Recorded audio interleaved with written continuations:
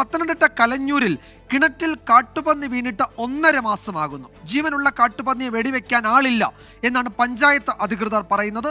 ജീവനുള്ളതായതിനാൽ ഞങ്ങൾക്കൊന്നും ചെയ്യാൻ കഴിയില്ല എന്ന് വനം വകുപ്പും കൈമലർത്തുന്നു. ഇതോടെ നാട്ടുകാർ പൊറുതിമുട്ടിയിരിക്കുകയാണ്. ശ്രീജിത്ത് ശ്രീകുമാരൻ ആ സംഭവ സ്ഥലത്ത് നിന്നുണ്ട്, കലഞ്ഞൂരിൽ നിന്ന് വിവരങ്ങൾ നൽകും. ശ്രീജിത്ത്, ഇതിനൊരു പോംവഴി എന്താണ്? ഇത്രയും ദിവസമായി കാട്ടുപന്നി ഒരു കിണറ്റിൽ വീണ് കിടക്കുന്നു, അതിനെ പുറത്തെടുക്കാൻ കഴിയുന്നില്ല.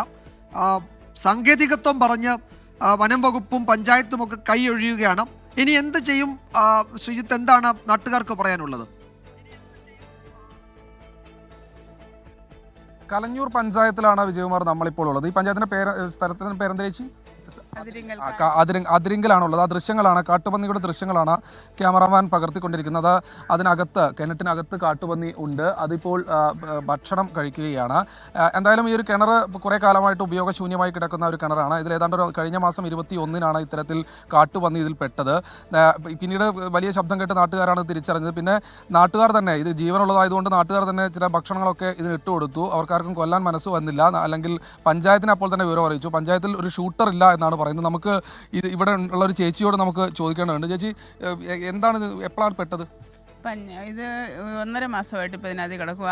വീണപ്പോൾ തന്നെ പഞ്ചായത്ത് പ്രസിഡന്റിനെ അറിയിച്ചു, കളക്ടറെയും വിളിച്ച് നേരിട്ട് അറിയിച്ചിട്ടുണ്ട്. അപ്പോൾ കളക്ടർ പറഞ്ഞതിനെ കൊല്ലാനുള്ള ഉത്തരവിടാമെന്നാണ് പറഞ്ഞ്. അപ്പോൾ പഞ്ചായത്താണ് ശരിക്കും നിയമ നടപടി എടുക്കേണ്ടത്. അവർ പറയുന്ന റെസ്ക്യൂ ടീമിനെ എല്ലാ ഡിപ്പാർട്ട്മെൻറ്റിലും അറിയിച്ചതാണ്. പഞ്ചായത്ത് പറഞ്ഞ ഷൂട്ടർമാരില്ല എന്നാണ് പറയുന്നത്. അന്ന് തൊട്ട് ഞങ്ങൾ ആഹാരം കൊടുക്കുന്നുണ്ട്. അതിന് ഒരു ശാരീരിക പ്രശ്നങ്ങളൊന്നും അതിനില്ല. പുലിയെ പോലും രക്ഷിച്ച് കൊണ്ടുപോകുന്ന നമ്മുടെ ഈ നാട്ടിലെ ഇങ്ങനൊരു ജീവിയെ രക്ഷപ്പെടുത്തി വിടാവുന്നതല്ല.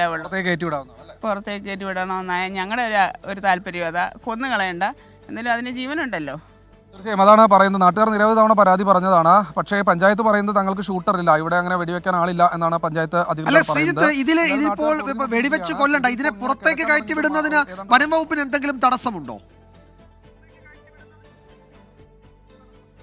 വനം വകുപ്പ് ഉദ്യോഗസ്ഥർ അല്പസമയം മുൻപ് നമ്മൾ ബന്ധപ്പെട്ടപ്പോൾ അവർ പറയുന്നത്, അവിടുത്തെ റെസ്ക്യൂ ടീമിനാണ് നമ്മൾ ബന്ധപ്പെട്ടത്. അവർ പറയുന്നത് വളരെ വ്യക്തമാണ്. അതിനൊരു ഉത്തരവുണ്ട്.